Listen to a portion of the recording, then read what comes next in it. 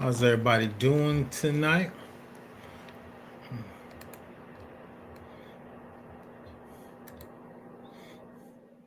What's up, Space Tacos? Give me a one in the chat if you can hear me. Give me a one in the chat if you can hear me. What's up, B-Dubs? Thanks for joining. Thank you for joining. Marianne Albright, give me a one in the chat if you can hear me. You said we're going to do incident response. Chris, I guess I didn't know you were going live today. I kind of rolled over and saw you were live. So shout out to my GR Study Hall GRC in the house. R squared.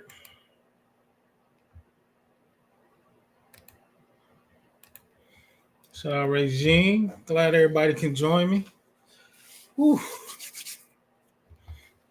Purple, I can hear you. I appreciate it. Oh, let me go check on my. I close it. I'm not gonna worry about it.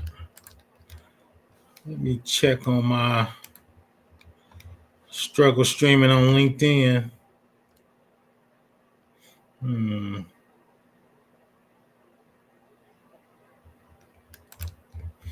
Struggle streaming on LinkedIn. I'm not gonna even worry about it. So let's get going.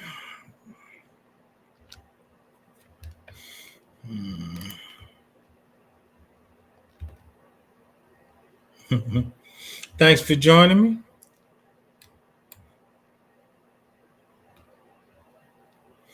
Shout out to Dr. Finesse. Shout out to Larry.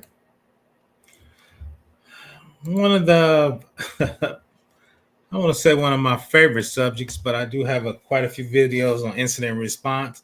And we're really going to talk about it from GRC perspective. So what does that actually mean is a lot of times GRC prepares it. So when the red team comes on and do the DFR, do the threat hunting, do the actual forensics on it, all right, while that attacks happen, most companies, they actually outsource those red team job functions. Once again, threat hunting, forensics, tracking it down. I've never seen anybody taking anything to court, but they always talk about that, right? Chain of custody type thing. So we definitely going to actually talk a little bit about that. Once again, if you got any questions, tech or cybersecurity, drop them in the box.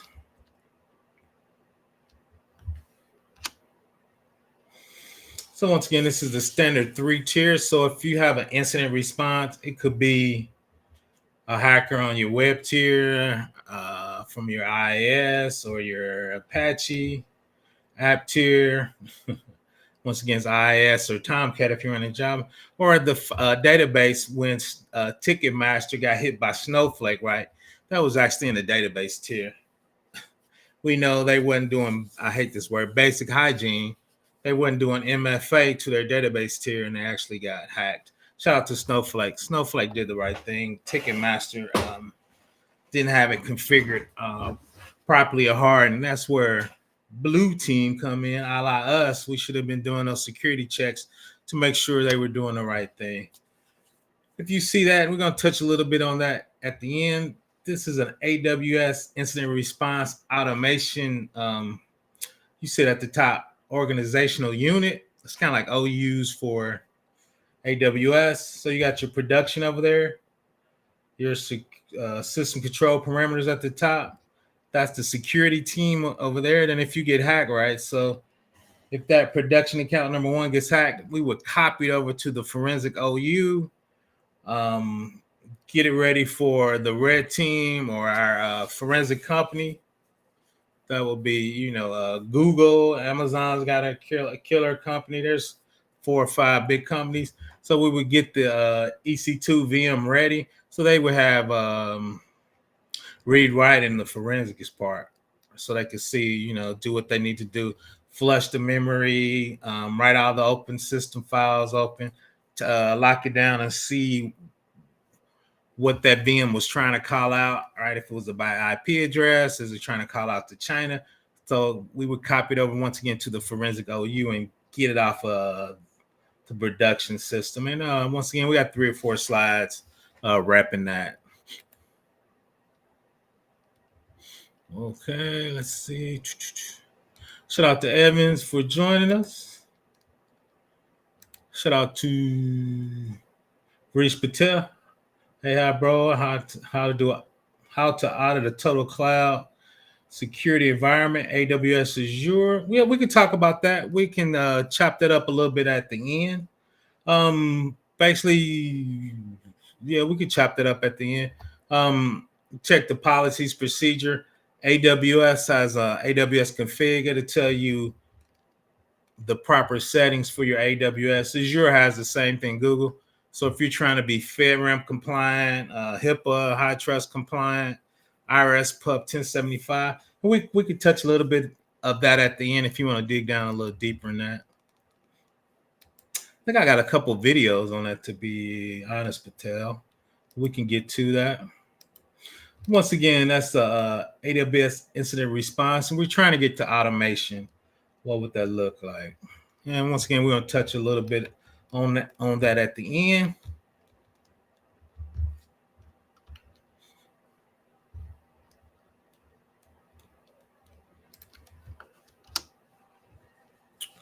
We know we're in NIST 800-53. We go over the slide every week. We're going through the security families. So 853 provides a catalog of security and privacy controls for all U.S. federal information systems, except those related to national security, published by the National Institute of Standards and Technology. That's the NIST, which is a non-regulatory agency of the United States Department of Commerce. I always think it's under the Department of Homeland Security. That is incorrect. Developed and issued standards, guidelines, and other publications for federal agencies. It was implemented by the Federal Information Security Modernization Act of 2014, aka FISMA, to help with managing costs and effective programs to protect their information and information systems. So here's the NIST 20 families. Today we're on the IR incident response. So if you want to go back and look at prior videos, we did access control, awareness training, audit and accountability, assessment, authorization and monitoring, configuration management, contingency planning, identification and authentication. Today we're doing incident response. So here's what's coming on probably for the next couple Tuesdays. You see it right there. And two, if you had any questions or prior to those videos for like maintenance or media protections, just shoot me an email and we can answer those questions in the video. Or of course, you can wait till we go live and I can answer them then. Either way. Once again, incident response. That's the IR2. That's the training. Provides incident response training to system users consistent with the assigned roles and responsibility. Summoning incident response for roles and responsibility. Required when there's a major system change. Thereafter, review and update the incident response training. You see it right there. Incident response training associated with the assigned roles and responsibilities. So a lot of times the DBA, I have an incident response training for them because they're a privileged account. The application, DBAs, the web team, the development team, each one of those will have their own incident response training. The users probably will have their standard awareness training. And two, if you have client services, what should they look out for incidents happening? Is their machine super slow? Do they see windows open and automatically close? Right? Is their hard drive just spinning? Right? Meaning somebody's stealing everything on their disk. Right? So those things you can do in different training materials for incident response. Here's the incident response subfamilies. Of course, one is policies and procedures. We just talked about incident response training, incident response testing, handling, monitoring, reporting, response assistance, response plan, information spillage and response. So incident response is so important. They want you to have an incident response plan. So if you get a ransomware, if you need to roll over to DR, if incident response shut down your telecommunication plan, if you actually do have an incident and you have to call a forensic expert, do you have it on staff or are you outsourcing it to a team? Like we said, do you have a forensic OU on there so you can copy those VMs and EC2s over there to get them ready for the red team to come in? So what's included in your plan and how are you going to go about it? And part of that is, okay, we got the plan. We need to test the plan IR3.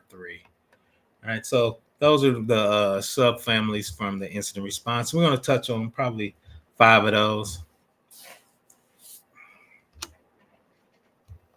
Once again, we talked about that, the policies and procedure, develop, document, and disseminate, organizational level, mission/business process level, incident response policy that address purpose, role, scope, responsibility, and management commitment, coordinate organizational entities. Right? So those are the big parts of IR1. So that's standard. Every security family has one, which is going to be policies and procedures. So what should happen if, once again, you have an incident response?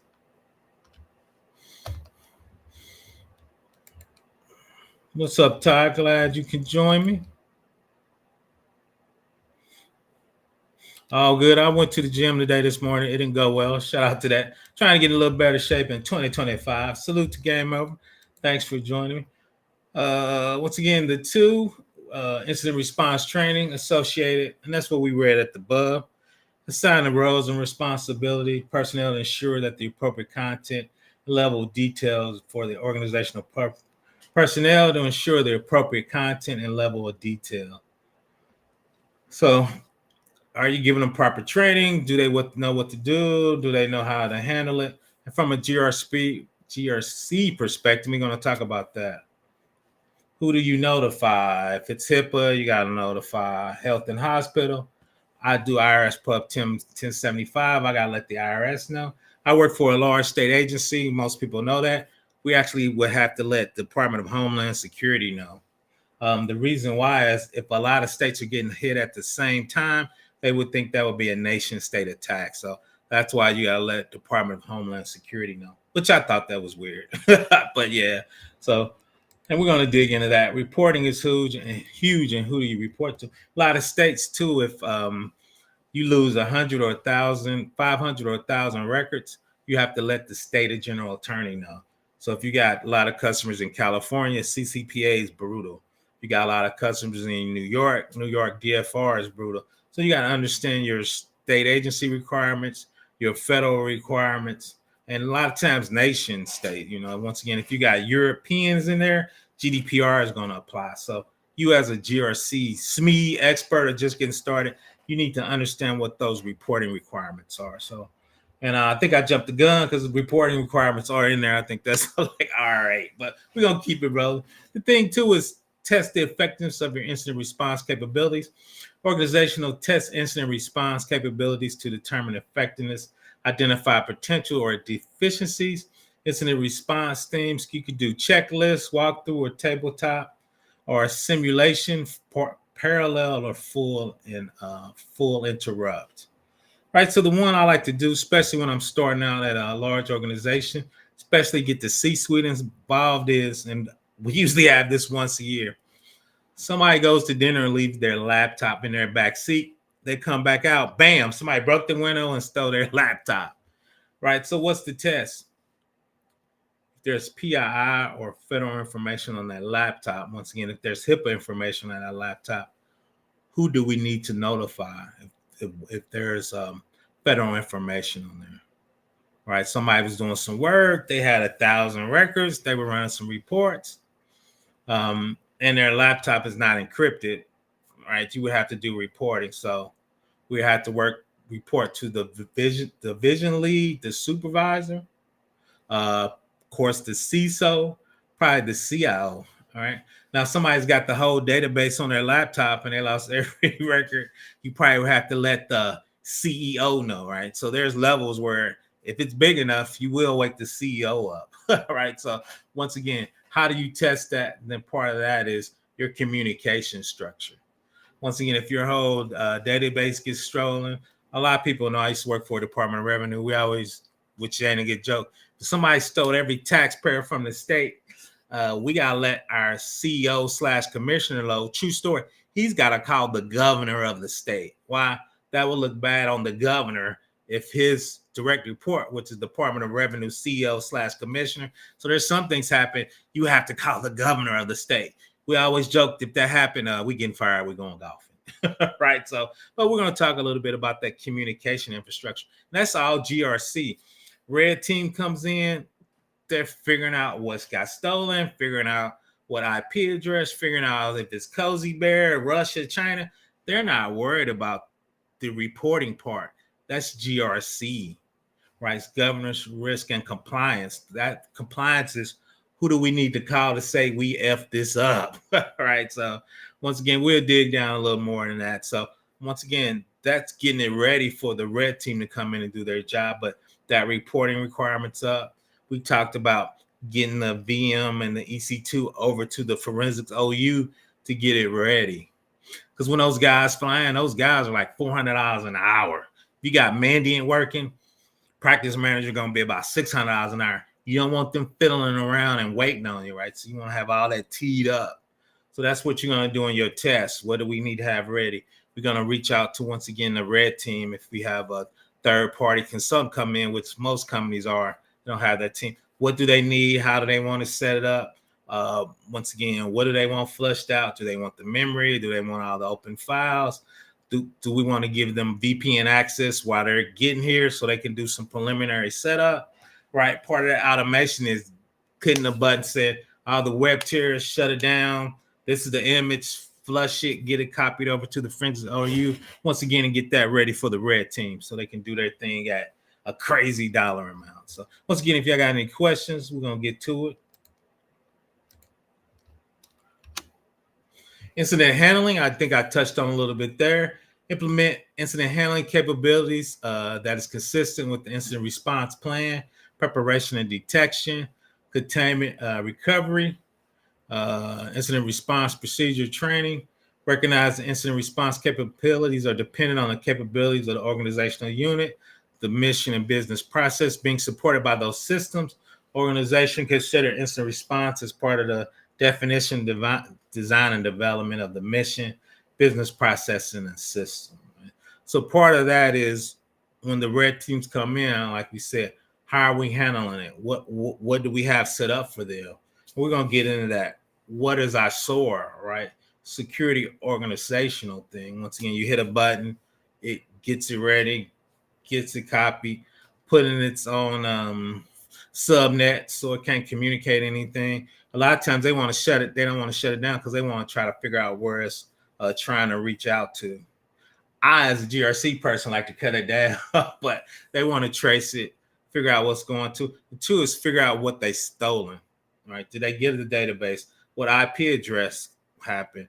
If this is a rogue service, we need to be able to track in the logs. We're using Splunk, Lcache, a couple other open source SIEMs. We need to be logging what's happening. So when the forensic guys get in, they have read access to all our logs so they can do the MITRE attack and figure out the TTPs, right? Techniques and tools and procedures of the organization. A lot of times you trace that in your SIEM. So you got to make sure you log in the correct things from a GRC perspective so the red team can do their thing. Let's see what my man asked a question. How frequently is IR3 done in an organization? What factors will determine the frequency, tax size in your organization? If you look in there, it says organizational defined. So if you look at the IRS, and we could do that at the end, the IRS tells you, I think the IRS says you need to do a test every year. So it depends on the agency. Once again, I do a lot of IRS work, so I know that off the top of my head. So you have to do it every year. Your policies and procedures get reviewed every year, and I think your procedures get reviewed every year. Your policies and procedures used to get reviewed every 3 years, so you need to do that every year. And to be honest, a lot of times we like to do it every quarter because a lot of times you have multiple development teams and development projects, and sometimes they're using different stacks. So we want to do a quarter for that particular stack. Like we might have a Java and Oracle stack, part of the division. Another division might be using IIS and SQL Server. Those incident response will be slightly different.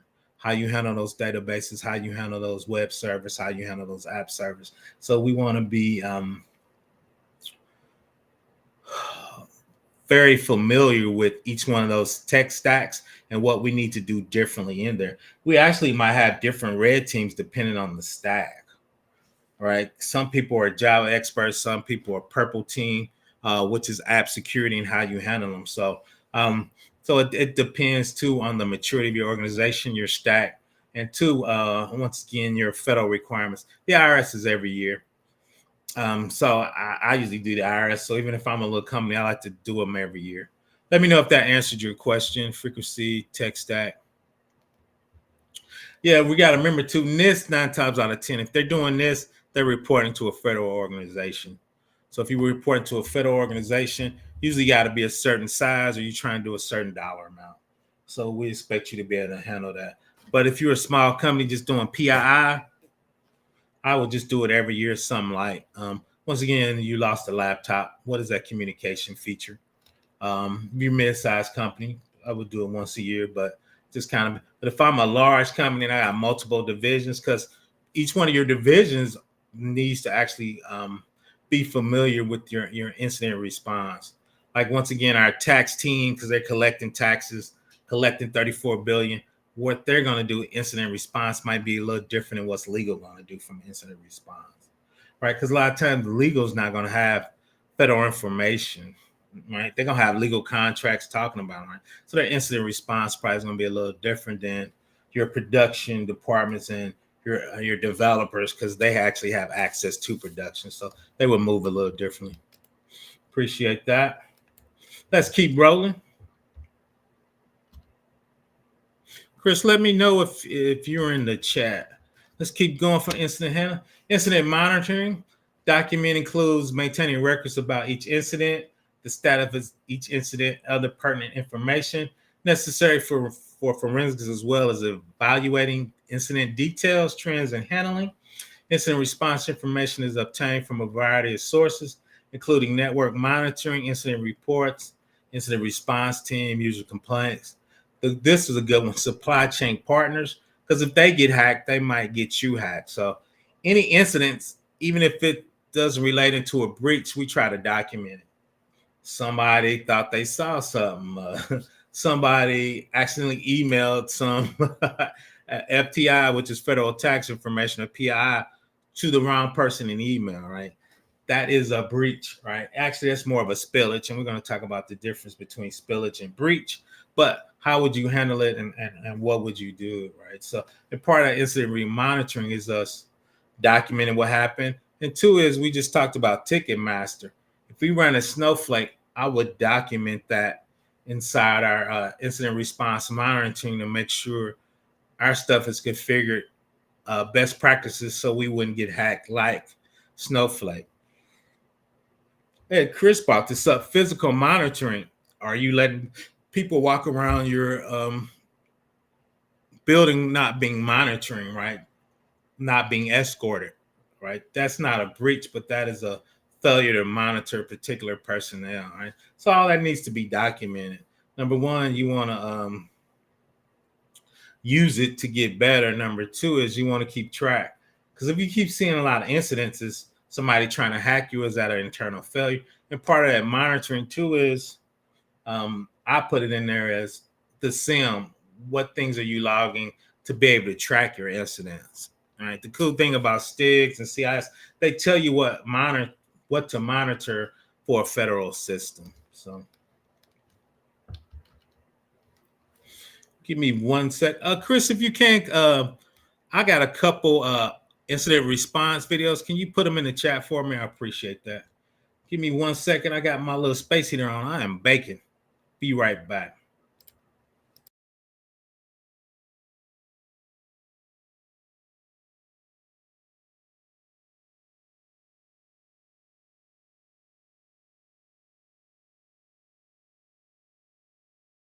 I appreciate it if you can do that for me, Chris. I think I got a couple of them. I should have grabbed them.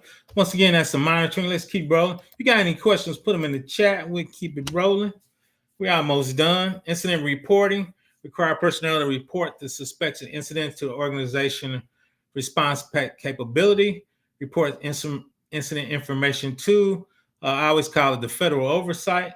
Types of incident reports, content, timeliness of the report. The designated report authorities, applicable laws, executive order. And we talked about that order. If you have a breach, if you have a spillage, or even if you have a possible attack, who do you need to let know for that level of classification? It could be PII, it could be HIPAA, it could be high trust, it could be FTI, which is federal tax information. If a certain date of classifications hit, who do you need to let know? The big thing is, and a lot of people forget about this, depending on where your client base is, you got to let that state know. Each state general attorney now has breach notifications. So a lot of people know I'm from Indiana. If you lose 500 or more, you got to let the state attorney general know. Because if a lot of businesses are getting hit in their state, they want to think maybe their state is coming under attack from a nation state. Right, Department of Homeland wants to know if a lot of states are getting hit. Once again, that's a nation state. I do, once again, a lot of IRS stuff. So if I lose federal tax information, I got to let our client know if we're responsible. I got to let the IRS, it's called TIGDA. They have a mailbox and a hotline for you to call to let them know. Right, as soon as you call them, you got to let them know every hour what's happening. It's not if you've been breached. If an hour or something looks funny, they want you to let them know that you're doing a forensic investigation. And if they find out you didn't let them know within an hour, you could get a fine. Right. So once again, that's that reporting chain and communication. Then inside your organization, when should you call the CEO? When should the CEO call the board? Once again, I work for the state. We actually had stuff where our communication team would call the governor's communication team. That always, I don't know why I always thought that freaked me out. Appreciate you, Chris. So yeah, so those would, so once again, and that's really a GRC function, that reporting and communication. Once again, red team don't care. They're just trying to track down the bad guy, right? They're trying to do, but once again, if you don't let those agencies, special federal agencies know, you will get a big fine. So here's some of my incident response videos. I've done quite a few of those. I think I did some 161. I think it's the incident response. I need to look that up. So shout out to Trello. So yeah, those are, if you want to go check them out, appreciate my man from jumping in there. But once again, that's a huge part, and a lot of people forget that. And as a junior person, I think that'll help you stand out, because a lot of people forget that, especially when, and I've been on quite a few of those. When you run around with your head cut off like a chicken, people forget to call who they want to call, roll up who they want to call. What's your plan? When you practice this every year or every quarter, it just becomes like rote memory. Oh, this is who we need to call. This is what happened. And a lot of times too, we have template emails. If we need to send something out to the IRS, this is the email. We're not giving out too much information. All right. We're keeping it succinct and tight. All right. And a lot of times the CISO want to know if anything bleaks, right? He's the chief information security officer. He wants to be in the loop, and he really is going to drive who we need to call. But you as a GRC person says, hey, this look like here. It looks like it's more than 1,000. We need to let health and hospital know for HIPAA.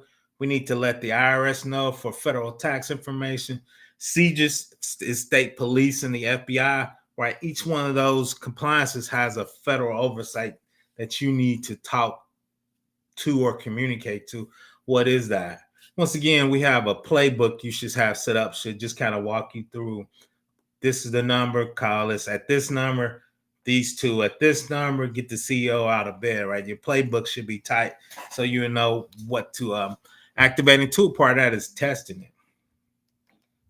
One thing I learned, and I always forget this, is laptops is you got to put in a police report, because a lot of times you get insurance for the laptop, but they want you to do a police report to get the insurance from the laptop, right? So that was a big deal. Laptops are so cheap now. I don't know if people is still taking on insurance, but for a while we had laptops for $3,000 or $2,000 for some of our power users. So we actually had insurance. So to actually be able to get paid on insurance, you actually have to have a police report. And that too is shout out to my ex-boss I'm interviewing. He was NSA. Our incident report sound like a police a police report. That's one thing I was struggling with. All right.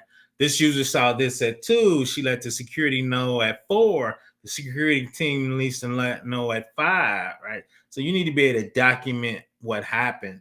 And he was excellent with that. I learned that. So somebody's got to be taking notes as the day go along so you can actually give a detailed report. Number one, to the police and the CO. I always thought it was overkill, but when we got in front of the CEO and we start running down, I was like, ooh, that sounds good. Right? He like, you just saw this. The user let the supervisor know. The supervisor let the security team know. The CISO was notified this. He let the CIO know, and it was like police report. The security team locked it down. Security put this in. The security team shut down this whole subnet. Right? It would sound like a police report. Shout out to him. I probably interviewing. He's a CISO for the state.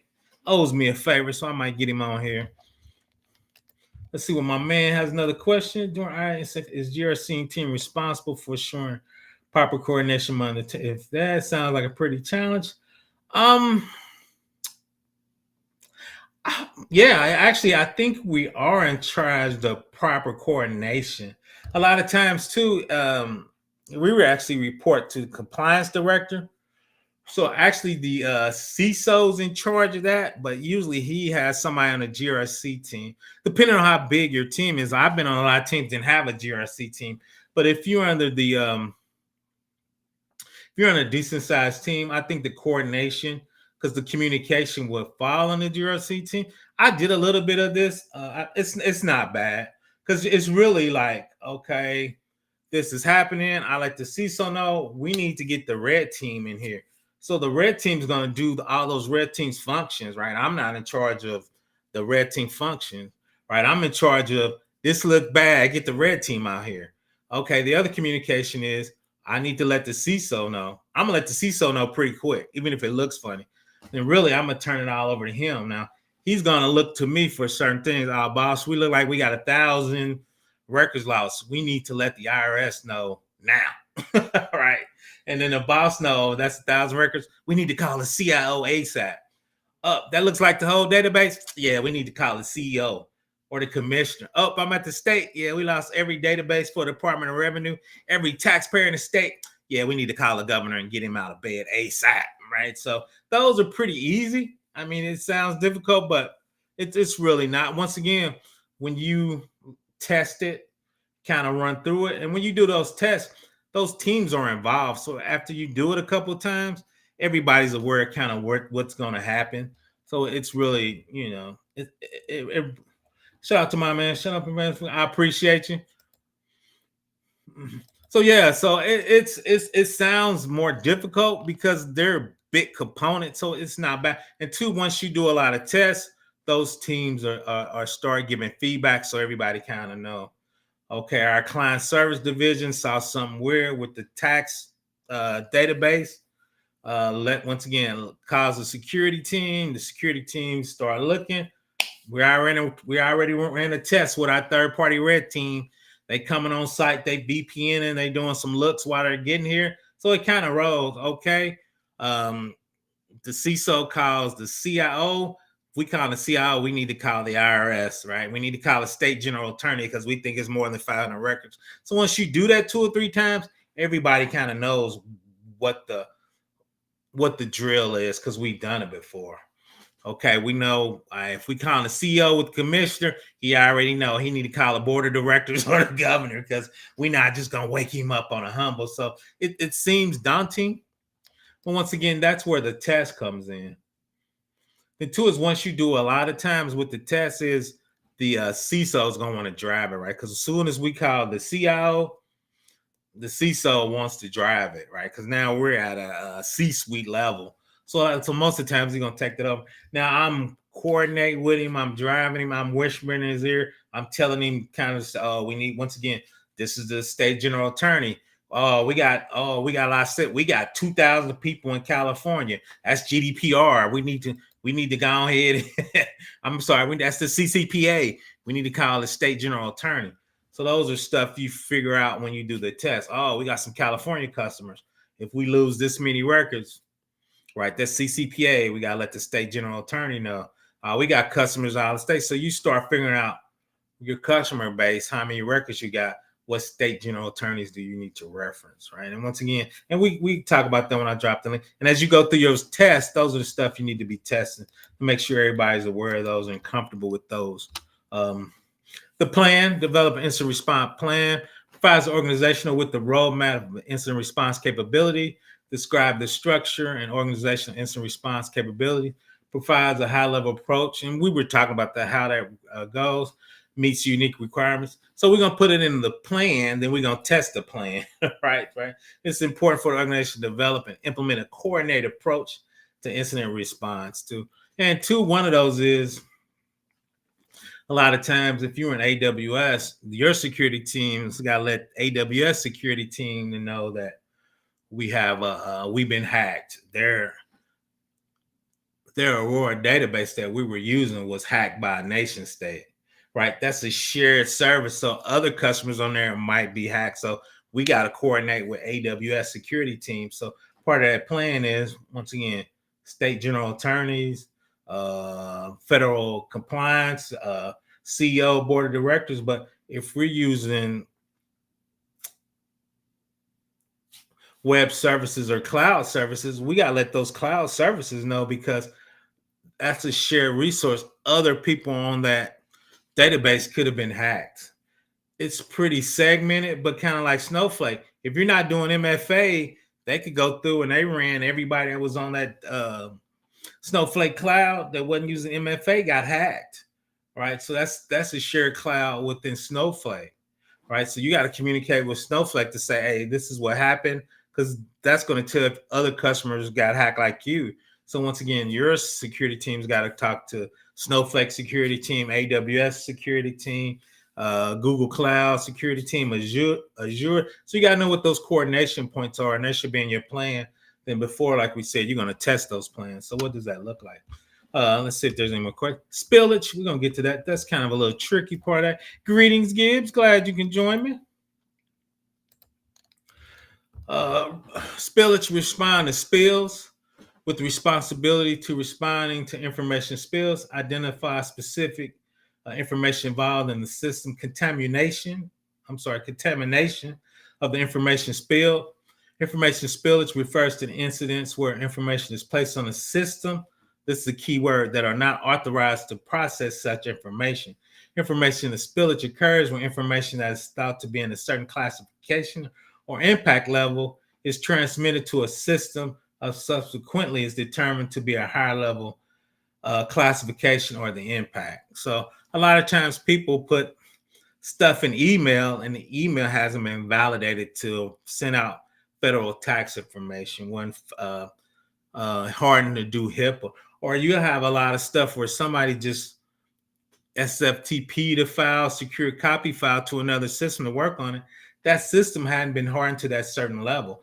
That is spillage, right? Where nobody's hacked you, but you put that federal data on a system that doesn't have an ATO, which is authority to operate, to be able to run that classification data on that system, right? So a lot of times you do that, and then you would have to report yourself to that federal agency as a spillage. And I've done that before.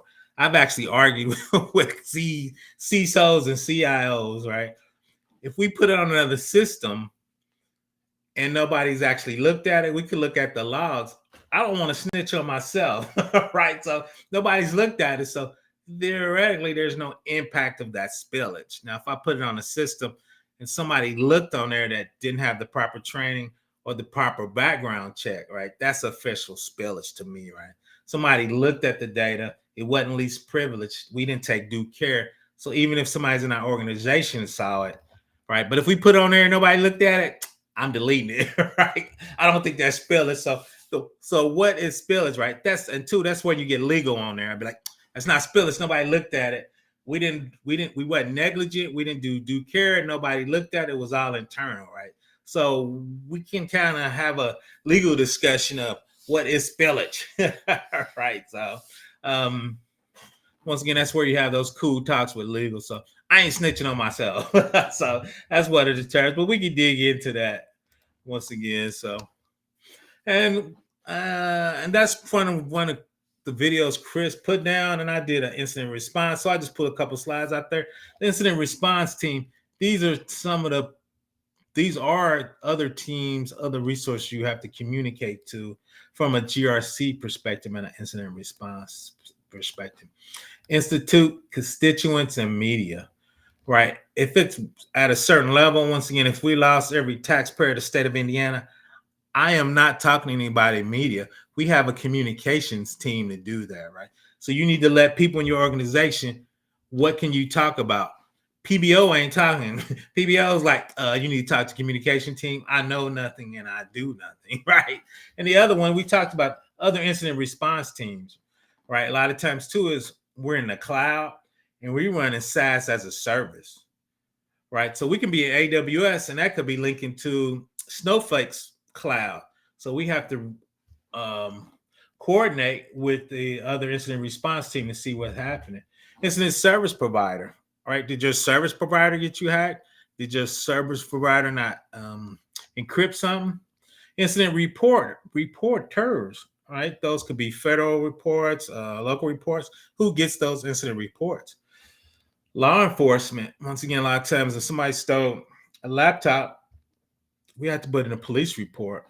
Once again, if we get hacked at a large enough level, we got to talk to the Department of Homeland Security. Sometimes they want you to talk to your local FBI agents, right? If it's a scam. So once again, part of that plan and part of that test is who do we need to communicate? And GRC is responsible for that. Software support vendors. We just talked about Snowflake. We know what Kaseya's did when they got hacked.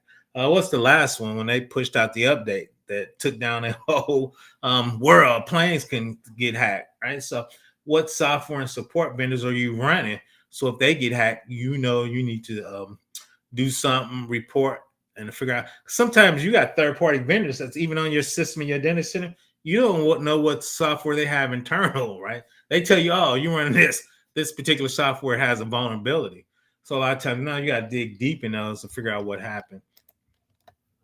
See what the question is. Spillage sounds multidimensional. Yep. Logs, memory devices shared, hard to track down, I guess might be complete. No, that's true. That's part of GRC and a red team kind of figuring out what do you need to log? What do you need to get ready? Your red team is going to tell you this information. It's not going to be a GRC.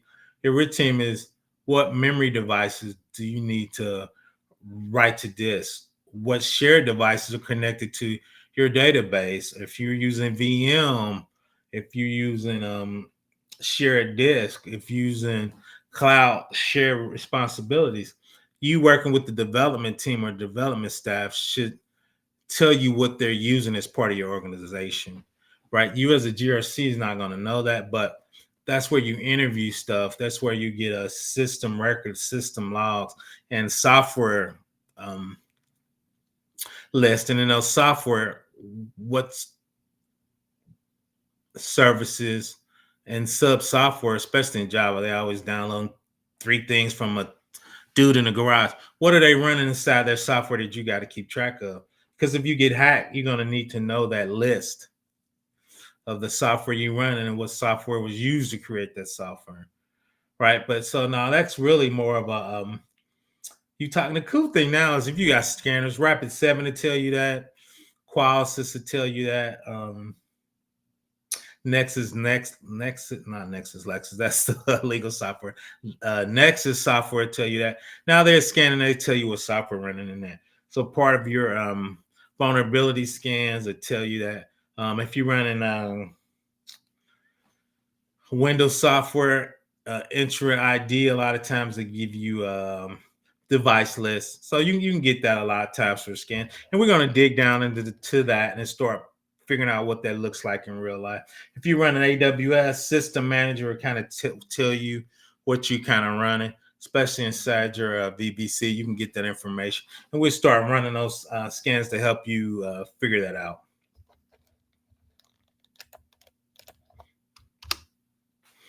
Red team stuff: preparation, detection and analysis, containment, eradication and recovery, and post incident, so that won't happen again. So that's kind of red team incident response life cycle, right? We're gonna prepare it, but then they're gonna do the rest of it. All right. Shout out for the red team, right? That's kind of more of their duties, right? You're gonna help them with the preparation, so that'll be set up so they can get the round running. But once again, that's GRC has a kind of limited look into that. You're welcome. Let's see. Man, I'm running out of gas. Let's keep going. And this is what we're talking about in coordination to the team. So we're the incident response team, the coordinating team, right? So we could be coordinating for us. The incident response team, everybody knows I'm an AWS guy. That could be the AWS response team. Once again, they were running Snowflake. Snowflake got hacked. We probably will let AWS know. Then the other part is we probably will reach out to Snowflake. So that's coordination going on between us, AWS, and Snowflake. All right. So AWS probably would drive it because that's actually one of their third parties. But we got to coordinate it. We got to let the IRS know. We got to let the state general attorneys know what we find. A lot of times they ping you every 4 or 5 hours. So a lot of times we got automated email going out to them.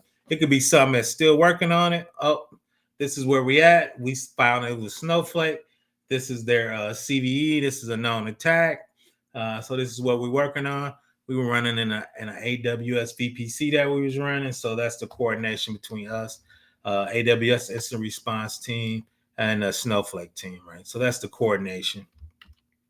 A lot of times too is compliance director runs out a lot of that. So depending on who's running it, but hey, PBO can run it, y'all can run it, right? The cool thing is you understand it, so you can give input in it to make sure the organization is doing the right thing. I just think the police officer sign should probably be the police officers suck. So the police officer, usually we just giving them a police report. If we're doing that at that type of level, and we actually talked about this, each state actually has an FBI local office. So if it's something like a incident response exercise, you would actually hit the police, but you would actually call probably your local FBI office on that level. Because if you're getting hacked, once again, it could be a nation state. The FBI office is actually going to reach out to the Department of Homeland Security to see if it's happening in other states. So your police, they're not your local, but no. Now the FBI local, they got some resources and they can easily roll up to the federal level. Once again, we call them local police if we're trying to get our insurance paid for our laptop. So in real life, that's what I've seen. But once again, we need to talk about that as an org and see what that looks like. A lot of times, once again, that's a shared responsibility. The customer's us. You see it at AWS. So depending on what it is from a security and responsibility, who's responsible for it, right?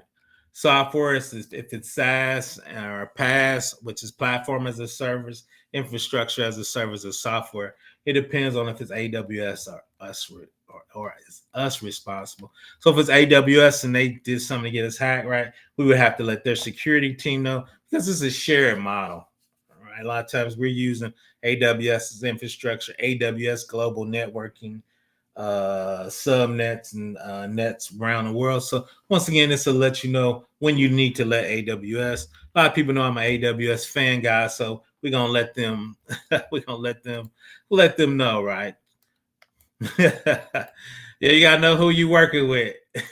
So let's see. I'm gonna drop the link. I think I'm almost done. If anybody wants to come up, or just keep dropping your questions. Great questions.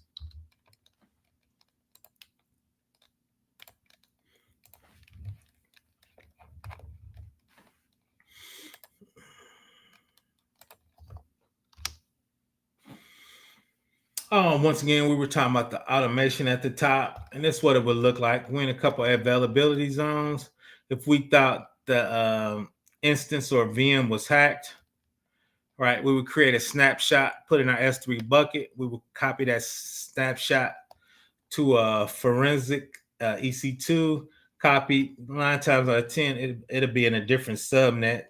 But then once again, the red team would come in. They never really want to work with the production copy. They want to work with the copy of production. Sorry, they don't want to work on the production EC2, whatever it is. They want a copy of that, right? So that's the forensic EC2. We got it ready. They can VPN in or use VDI to start looking at it while they're coming in. But once again, we want to have it ready because when they hit the ground, their bill rate is astronomical, right? So we want to have this set up in our org so when the red team comes, we got what they need so they can start doing their forensics ASAP, right? So we can figure out as quickly as we can what happened.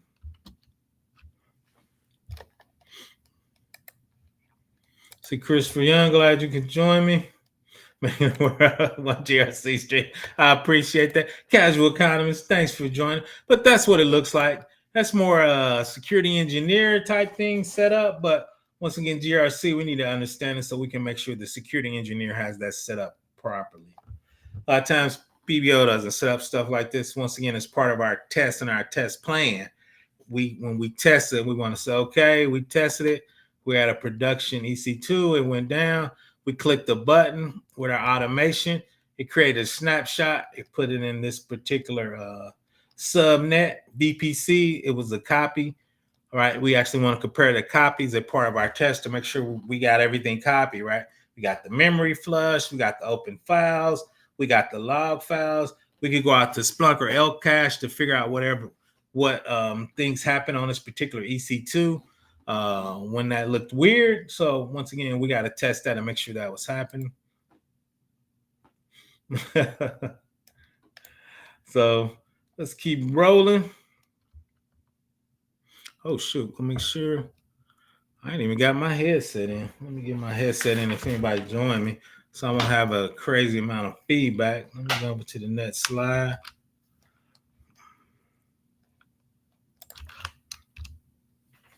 And that's what we're looking at. Infrastructure overview, a well-architected multi-account AWS. We just saw the security OU, which is used for hosting security-related access and service. The security OU associated with AWS accounts should be owned and managed by your security organization. Then the forensic OU, that's what we're looking at, should be a separate entity, although it can have some similarities, crossover responsibility with the security OU. There are several reasons for having it with its own separate OU account.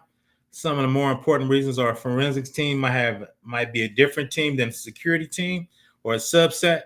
Certain investigations might be under legal hold with additional members of the security team could be focusing on investigation, right?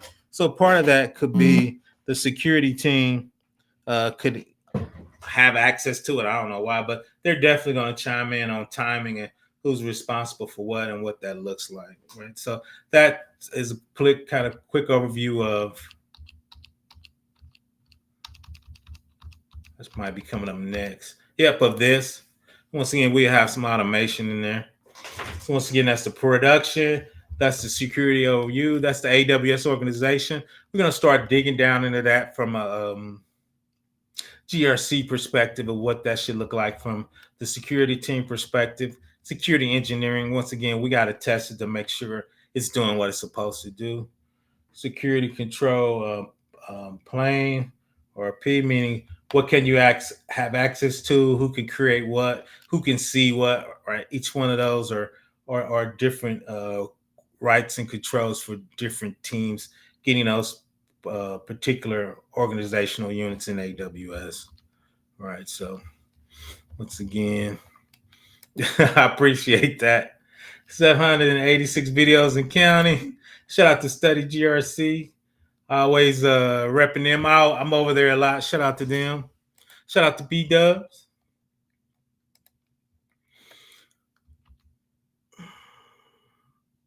Let's see what we got. And at the time, part of the we just talked to them. Automation in there. So once again, you got the attached EBC, right? Elastic block storage. Your EC2s, what are you saving to that? Right, you're gonna have encrypted snapshot. Once again, you saw it over there. We're gonna move it to the forensic OUs. And a lot of times, this is the automation we would use to use it, right? Amazon Guard Duty. We're going to talk about that tomorrow, actually, right? Right. What is it going to look at? If it finds something, put it in the security hub. Security hub as a member. Bridge is the rules to tell you when to copy it. Step function could be let these people know, send out these emails. Lambda is basically code to actually invoke those. So how do we want to do it? Let's see who came up to visit PBO. My man Chris, of course. How you doing? Great. Yeah, incident response is such an important thing. I know you're talking about like the automation aspect, but I was kind of curious if you could talk a little bit. So I've noticed like a huge uptick in like governance as a service, and I feel like that would really limit the incident response. What is your kind of take on that? Yeah, what do you mean by limited? When you say limited? What's your when you say limiting to that? What does that mean? Am I blocking some GRC stuff from governance, or what do you I mean? so I kind of feel like having a third party to rely on for that incident response, policies and procedures and so forth, could be an issue, like an internal. You No, think? no, because you got to remember, um, yeah, because governance a lot of times is going to work with GRC. Because I always say governance, it says what guardrails are we putting around people, right, in organizations. So when we call on them, so the guardrails they will put on in place a lot of times, GRC is going to give them the requirements for the guardrails. That could be STIGs, that could be shout out to my man Dahmer or female. I'm a little confused with the name. CMC, which is a subset of NIST 171, which is a subset of 800-53. We talked about that. So now a lot of times governance is going to work with GRC because, especially in large organization, we give them the rules of the guardrails, right? They're not going to go, or even if they try to put on some guardrails, we'll go. These are the IRS checks to say these are the proper guardrails. These are the HIPAA checks to make for the guardrails. They might say these are best practices, but we could say those guardrails we can't do our automation, therefore we can't um, comply with or fill our CMC requirements or our CMC, because you got to remember those CMC NIST requirements are legal requirements that we actually involve with the government. This is what we need to do. So I don't never really see, and probably too because I'm a big bully. You can't put on the guardrails I won't let you put on. So for me, I don't think that's a problem. Let me know if that makes sense. So I think so. I don't think that. Now sometimes though Yeah, you no, could you can have a clash where people don't get along, but 9 times out of 10, because I'm a SME too, so I'm giving you those guardrails to put on. yeah, I guess it really just comes from the consulting side of things. As a consultant, that's what I tell them, because a lot of times they hire consultants because they don't have an intimate knowledge of those rules or those guardrails. So, like we talked about, when you roll up your steves up and you dig into CMC, right? You pulling out the the nuances of the guardrails. Or my favorite thing that everybody hates, the STIG's going to tell you, I need this particular check on this particular technology, which is the guardrail, right? So regarding automation is automation for a monitoring notification. Yes and yes, Christopher Young. It's for both. Um, a lot of times that monitoring is going to say for MITRE, this is an attack. So make a copy of that EC2, make a copy of that. And part of that, a lot of times we like to do the notification, but that tells you it'll start your notification saying GRC team, PBO, you need to start notifying people, right? Then inside our, and we talked about that, whereas a lot of times we're in SharePoint, we have our checklist, right? This is a checklist. This is who we need to let know. Sometimes we might have skipped, we want to skip person. Like I had somebody say, hey, we're not letting the state general attorney know until we get a feel of that, because if I let him know, he's going to call the governor and the governor's going to yell at us. So hold off on that. We need to get a better understanding, right? And I might not want to do it, but if it comes from the CISO or the CIO, PBL salute. I need that in email though, homie. But yeah, I can definitely hold off on that. So a lot of times we want automation, but we don't want automation at that level, because sometimes the C-suite might say, yeah, we want to pump the brakes on this one, because if we let them know, there's going to be a whole lot of heat coming down on that. So hold off on that particular notification. I've seen that a lot. Well, and one of the other things I was going to mention too is I noticed looking over these controls. So, like IR-3, in Mm-hmm. the discussion, it notes here organizations use automated mechanisms to more thoroughly and effectively test incident response capabilities. Yeah, a lot of times we talk about that, and A lot of your red team tests now, you can do automation where it looks like it's a denial of service attack. And we might run that in tests, but what will our application do if we got 1,000 from the same IP address in a minute? Are we going to block it at the network layer? We're going to block it at Route 53 layer on the DNS. So where will we block that IP address from automation? Right? Let me check out my fair. So GRC needs to know. Oh, no. We need to understand the policies, the technologies. We need to have an understanding of technologies.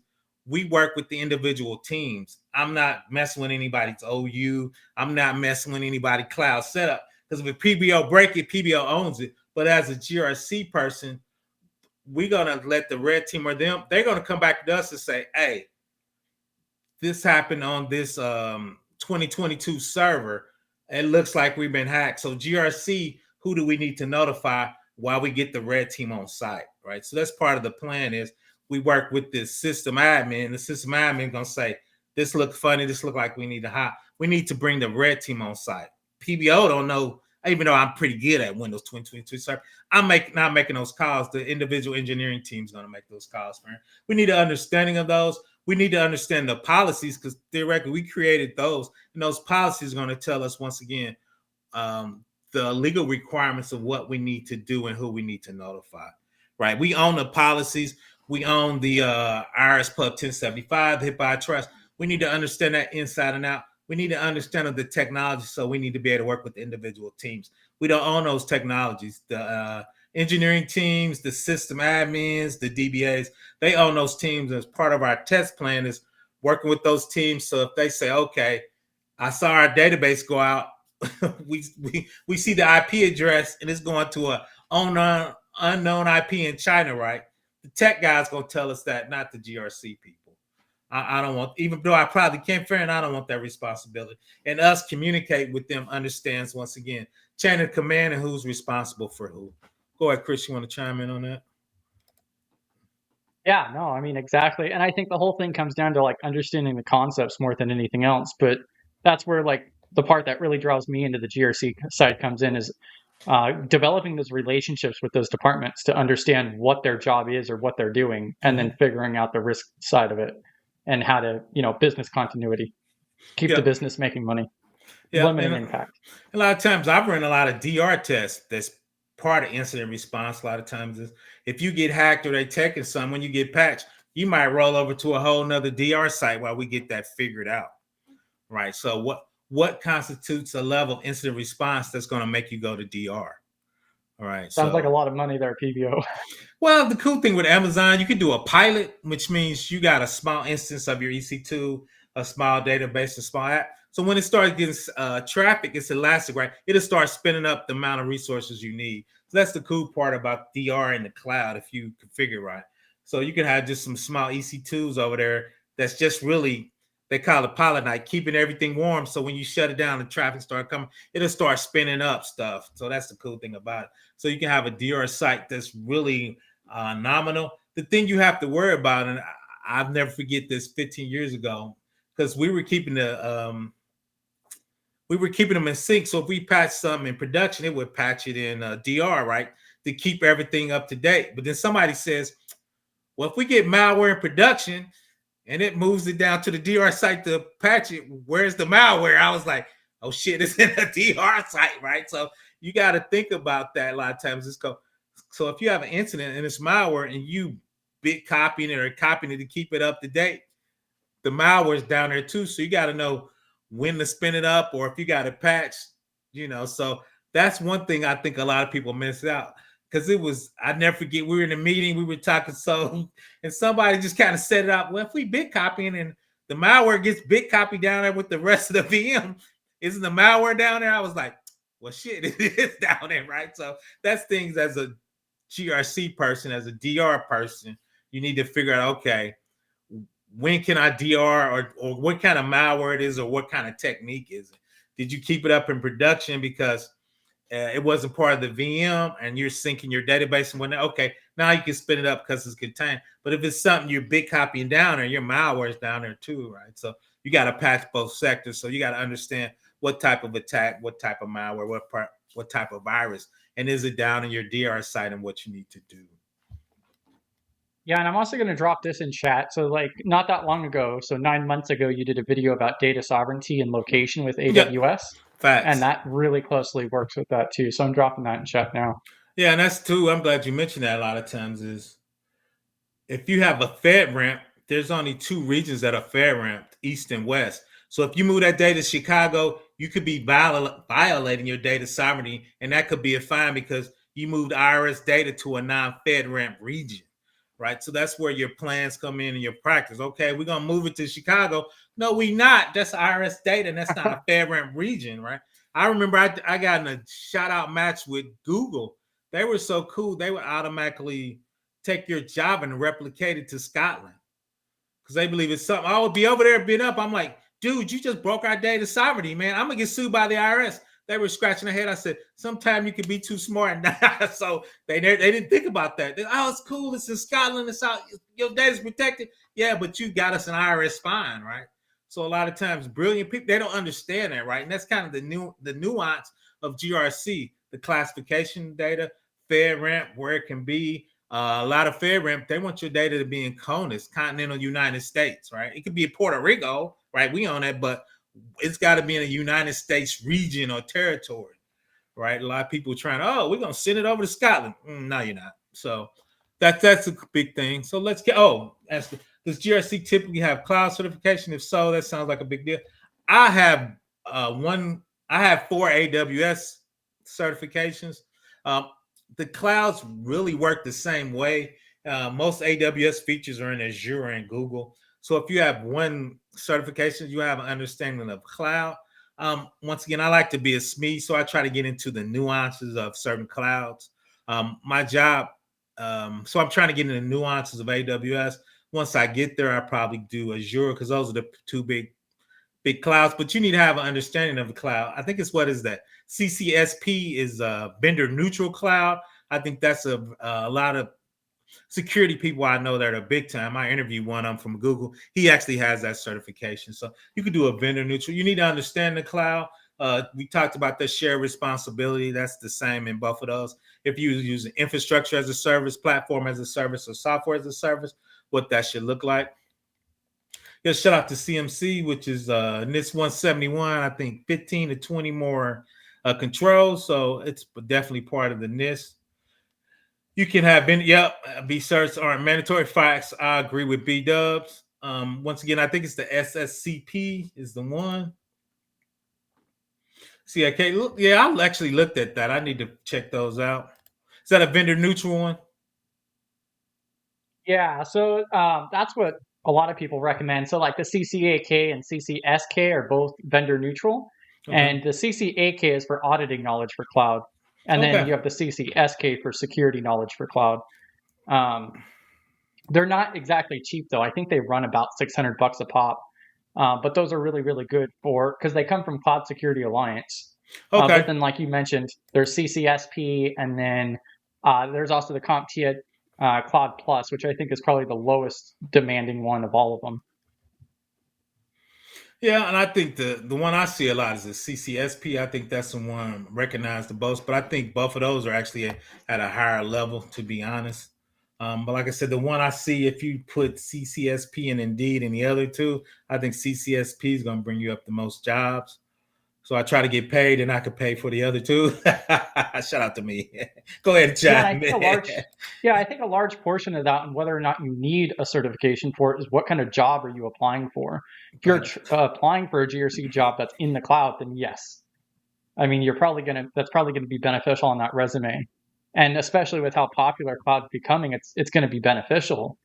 But like one of the downsides is like I probably wouldn't invest too much money in a particular cloud platform because like what if you go off and get like the security one from Amazon and then you get on with a company that's in Azure? Yeah, so I would try to keep the cost minimal until you lock in a position and know where you're going. Yeah, but as a senior guy, I try to focus on companies using AWS with those. But you're correct. Like I said, I try to be a SME in NIST and especially NIST companies using AWS, because when you're trying to get a senior job, especially remote, they're so hard to get. I try to, hone my skills. let me talk my man right here. I was just asking because I'm building a system admin project, a DevSecOps project, and have this GRC apprenticeship coming up soon. Just trying to figure out the correlation between those different titles. And I talked about that is GRC usually is going to give you the requirements for your system admin project, right? So if we talked about the STIGs, and I'll probably bring those up. That tells you how to harden Active Directory, how to harden a 2022 server, how to harden Snowflake, how to harden MongoDB, right? Those are requirements for your system admin to do his project. Same thing with DevSecOps, right? Development, right? What are developments? So there's an application checklist I pulled from the STIGs and the IRS. There's 300 application checks, right? So that would be what your developers use to harden their application for development. OWASP top 10, cross-site scripting, cross-site forgery. Those are requirements for that. So for them to be able to build those projects, those pipelines, and DevSecOps, right? I'm not a developer, right? But GRC says this is what we need to be securing in development. I'm amazed at how many development SecOps guys don't understand the compliance requirements. Now they understand OWASP top 10, they understand to lock it down, but what is the IRS asking you to do from a development team? What is High Trust asking you to do from a development team? That's the GRC and the correlation between those guys. Because when DevSecOps does their job, GRC signs off from an authority to operate, right? Saying we meet the requirements, right? For us to do IRS work, for us to do CMC work, for us to do CJIS work for state police, right? We're talking about federal climates. And I always joke with Chris, PBO is big because I do big system and big things, right? So in those systems, you have those requirements. So that's the correlation, Perry. And once again, we be in GRC study hall. You drop GRC study hall. So you can definitely come check us out. We're usually chopping it up in there. So, and two is I got some DevSecOps videos. Perry, if you want to check those out on my channel. I think I did like 4 or 5 DevSecOps. I need to get back in it. Now, a lot of people know this, but don't know this. I developed for 10 years before I got into security. I did Java, Oracle, and PL SQL for the Department of Defense. So that's my development background. It's called Purple Team, which is web security and application security. That's how I really got my toe into security before I figured out, oh, these are requirements from the IRS. That's when I got over to GRC. So that's actually deep in my background, Perry. So let me know if you have any other questions. We're chopping it up tonight. Getting ready for I shared those STIG ones. Okay. Yep, the CSP. So if I get, well, I got the AWS certs. I think I'm really going to focus on the containerization. I'm decent at it, but I need to get better at Docker, and Kubernetes are just hot. It's definitely from a DevSecOps. So that's the thing I'm going to focus on. Thing I focus on this year, I think I'm going to fail to do is get the CISSP and machine learning and AI. It's getting tight on that. So let me know if that helps you, Perry. Let me know if you got anything else, and you could definitely catch us there. I'm usually in the Discord, so you can catch me in there. Let's see what else I had in there. Yeah, PBO has a whole video on the AI 100 too. Yeah, I forgot I had that. Yeah, I got some DevSecOps in there.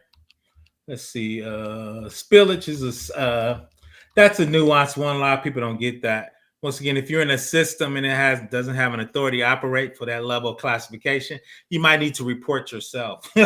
So something I very rarely do, but I would put it in a forensic list. So if the auditor come on site, we actually have that documented.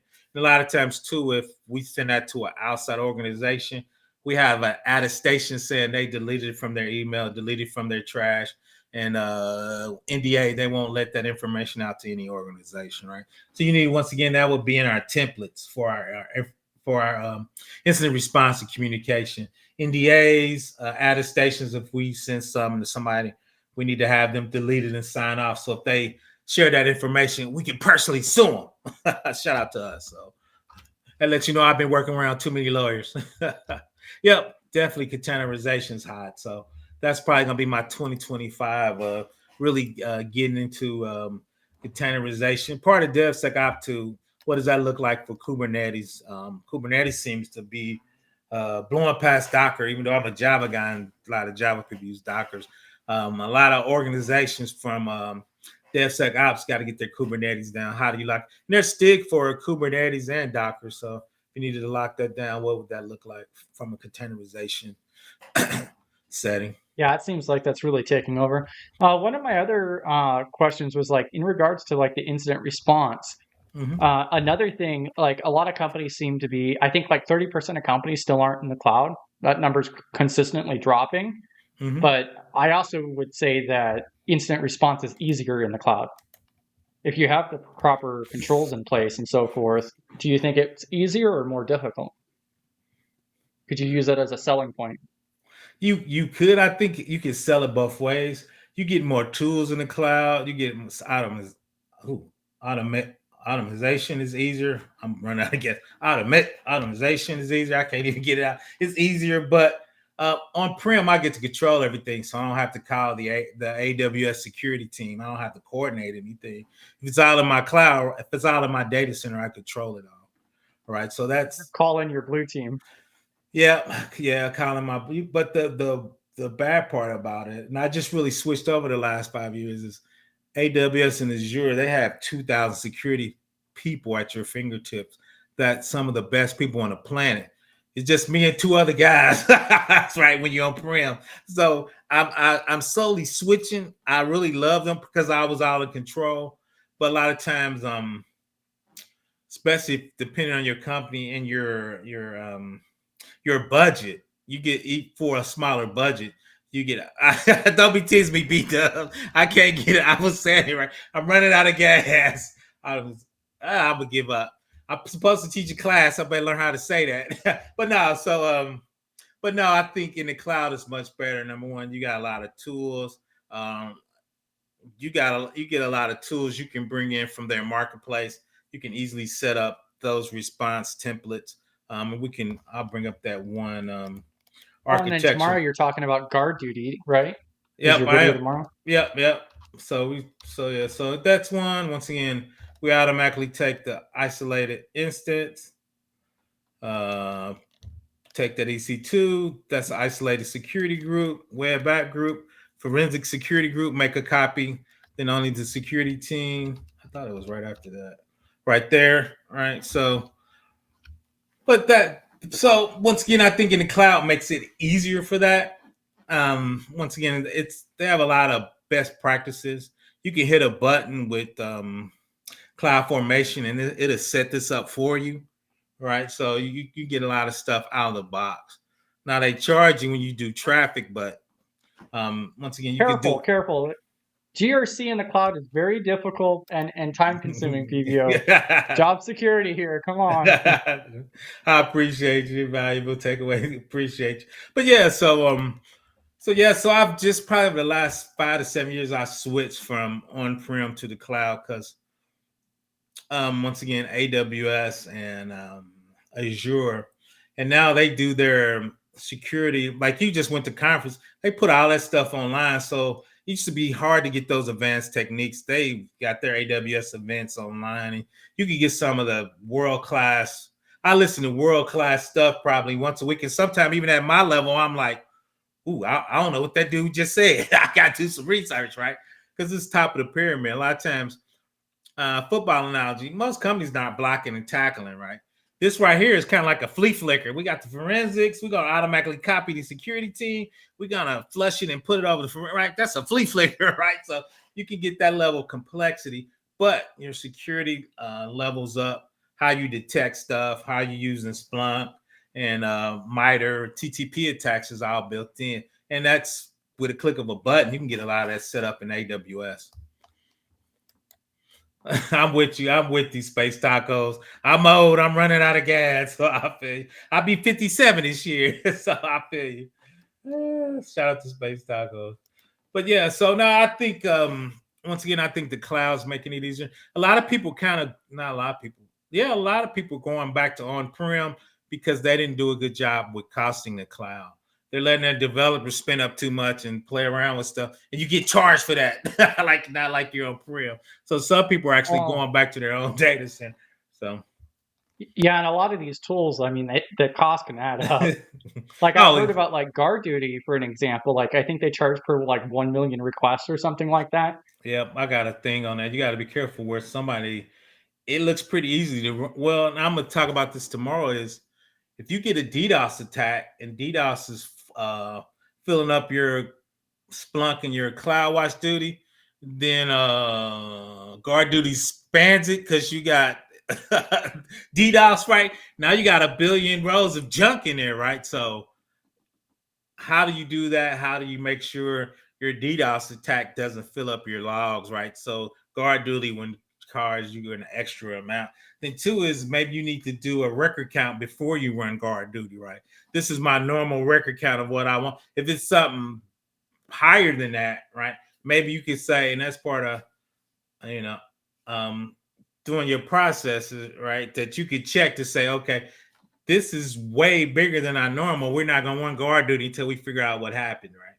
But part of that could be they doing it because they hacked you, right? So you got to balance that, right? So is it a Yeah. DDoS or did somebody steal something, right? And I need guard duty to go out there and figure out what's happening, right? But those are some of the things you need to check, right? So you don't want to get hacked and go broke at the same time. Right. Everybody teasing And me, I'm so yeah, I'm gonna go ahead and sign off. But thanks for having me. I look forward to your video tomorrow too. yeah, we're digging a Um, little bit of that. Really, yeah, that's 9 p.m. Eastern. yeah, that's more. No, it's 6 tomorrow. Is it 6? Yeah, I'm Come doing on, my PBO. win because y'all didn't do, y'all freed that time up for me, so I took it. So I'm going Oh, it's 6. 5 p.m. my time. Yep, 5 p.m. your time. Plenty of time. So now, so you get some, you be well rested after that. So basically, though, it's the vulnerability scan for your cloud and what's in there. So what does that look like for your S3? Your containers, which we talking about, they have some special um, container scans for you to figure out what's going on with there. And you would, of course, combine that with your on-prem, right? So you can have one pane of glass and figure out what's going on with that. But yeah, I'm glad you mentioned that's 6 p.m. tomorrow. So I do Tuesday at 9, Wednesday at 8, and I think I'm going to do a lunchtime maybe on Friday where I do third party. Bam. So we'll see. We'll see. I appreciate that. Thanks for joining me. I'll hang out any longer if somebody Thank else you. wants to come up. If anybody has any more questions, but that's kind of the let's see what period did I miss out. I was thinking about projects. They do vulnerability scan, risk scans on 4 projects. Yeah, that's it. That's actually what guard duty does. It'll do a vulnerability scans for your S3, your AWS resources. Part of the risk assessment, you can run AWS config, but on-prem you can run Nexus scans. Rapid7 has those type of risks and vulnerability scans. I usually run both, right? I run the vulnerability scans looking for vulnerability. Then the risk assessment, I run my compliance scans for if I'm doing IRS Pub 1075, CMC, HIPAA, or AWS has just standard PII. So I run the compliance scans for my risk assessment. And those put together, right, to show me the risk for the whole organization from a technology standpoint.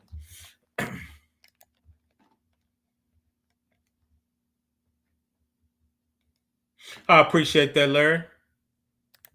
Everybody's teasing me today. I got to get.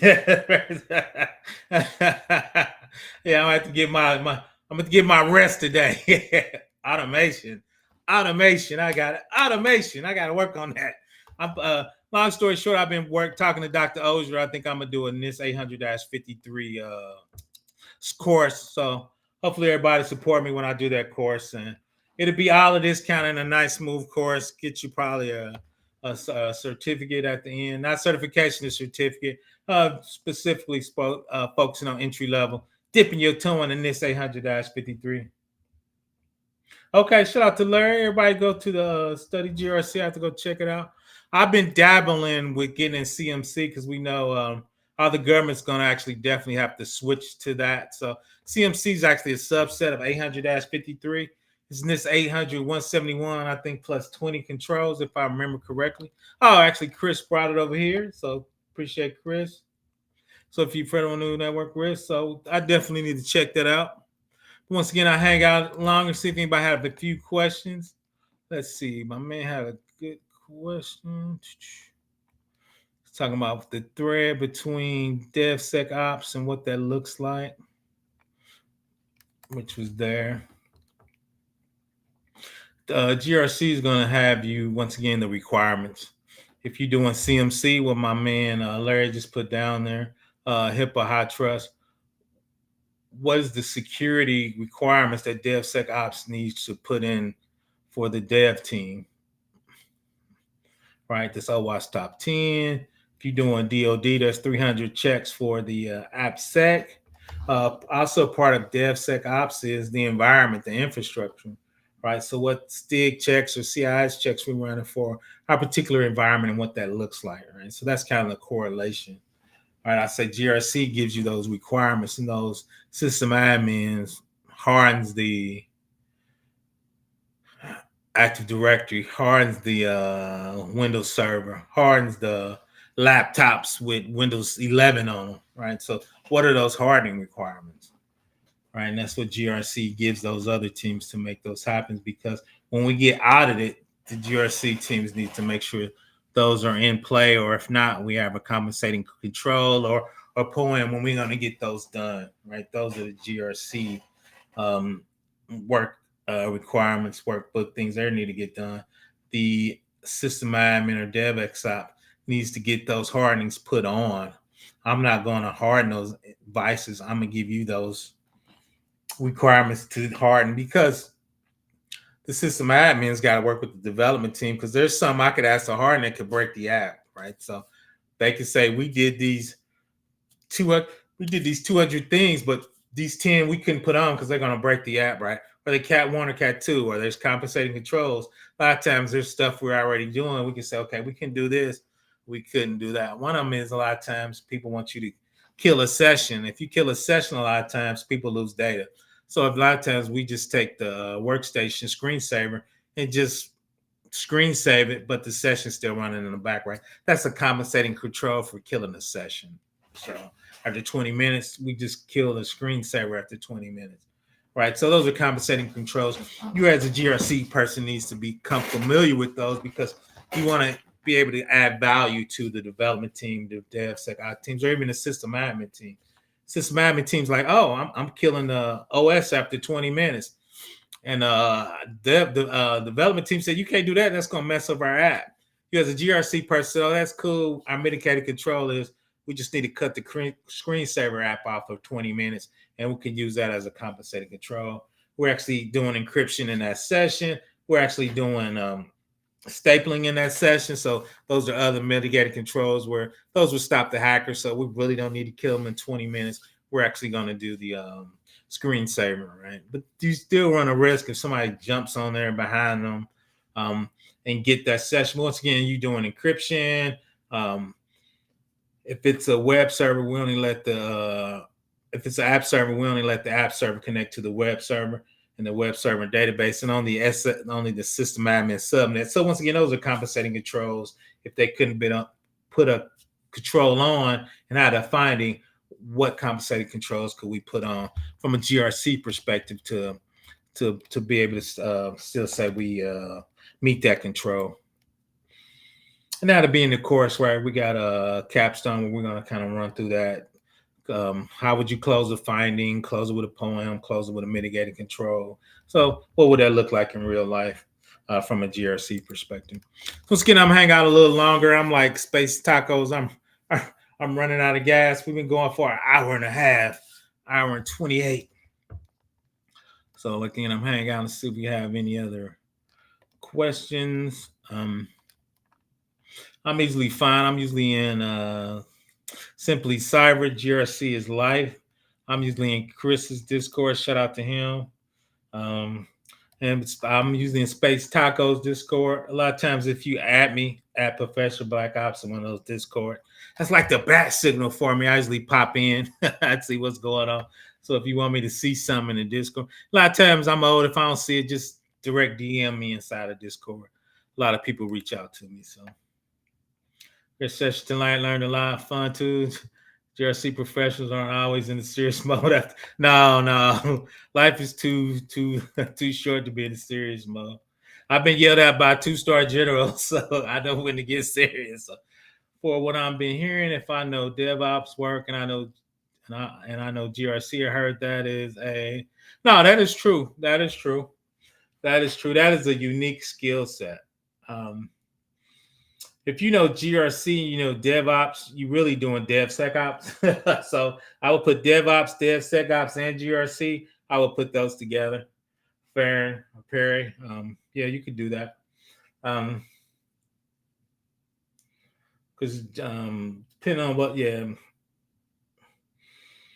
because a lot of times too, GRC at a high level, those times they're probably doing federal work, CMC, trying to get that federal money, and federal contracts pay very well, especially on the consultant side.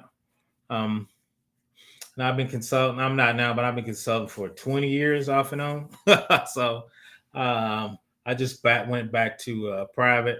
I was at a consulting firm and they just kind of ran out of work. They were small and I was doing specialized work. So they didn't really have, I was really the only one on their bench was kind of doing that. So I went back to private. But yeah, so yep, Space Taco has her own Discord. Ping Chris tomorrow. He'll give it to you out of Simply Cyber's Discord. I should know it, but I'll let Chris know that. Yeah, Space Taco has her own Discord. She added me a couple times in there, so I responded to a couple questions in there. So, and like I said, I'm out and about. So if you need me, I need to go check my email. ProfessorBlackOps@gmail.com. Just ping me. I try to check my email every 48 hours, which I don't think I've done this week. So I need to get it together. But oh, Chris is still on. He put Space Tacos Discord in there.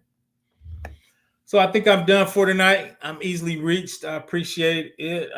Once again, Chris put the few on my incident response. I've done quite a few of those. NIST has a special publication. I did it off of that on a couple of those. So incident response. And I used to do that in real life a lot. I don't do that as much. When I was a consultant at the state, we were running incident response at least twice a year, trying to get it 4 times a year. Because you have different divisions, different roles, different C-suite divisions you want to run. So they understand what that communication looks like from a finance perspective, production perspective, CEO perspective, board of directors perspective, right? So sometimes they want to be aware of things that's happening at that level. When I forgot who got hacked, and it was Equifax got hacked. It cost the CEO his job, the CISO their job, compliance director their job. Why? When they got hacked and lost half the United States information, they stock price got cut in half. All right, so that was $1 billion in stock price that got hit. Right, it came back, but a lot of people had some short-term pain. So when that happens, right, people want you to. We're not doing no 4 hours. I've done a 3-hour stream. It wasn't mine though. I was interviewed for 3 hours, so I've been on some long streams. Let's see, got to implement some automation and the rest. Facts. I'm about to get that in there. But I appreciate everybody for joining me. I appreciate the support. Once again, I'm working with Dr. Ozier, so I think I'm gonna get a NIST 800-53 GRC course working with Dr. Ozier. I submitted him the outline, so I'm hoping to get that knocked out ASAP once I get approved. The cool thing is I've got most of those slides already done. I need to clean them up and clean up my office a little bit so I won't have junk in the background. I think I might do a green screen. So shout out to B-Dubs. Always in the Discord chatting with her, doing big deals. But automation, I got to get together. Automation, bam. Automation, I got to get that ready when I do my course. Automation. So BBO get tired and can't enunciate. That's not good. But once again, bam, I'm out. Everybody have a great hump day. I appreciate you for joining. And I'm easily found, as Deion Sanders says, I'm easily found out in these cybersecurity streets. Once again, I'm usually in Simply Cyber. GRC is life. Definitely in Study GRC, peeking in Space Taco. So I probably have like 6 Discords. So I'm usually just picking around and putting my 2 cents in here and there, giving them a nickel every time. But once again, I'm out. ProfessorBlackOps at gmail.com. Ping me. I'm out. Everybody have a great day. Yep, I'm talking about tomorrow. Have a great hump day tomorrow. You're correct. I am exhausted for some reason. I got to take some vacation time. I'm out. Everybody have a great day. Let's have hump day tomorrow.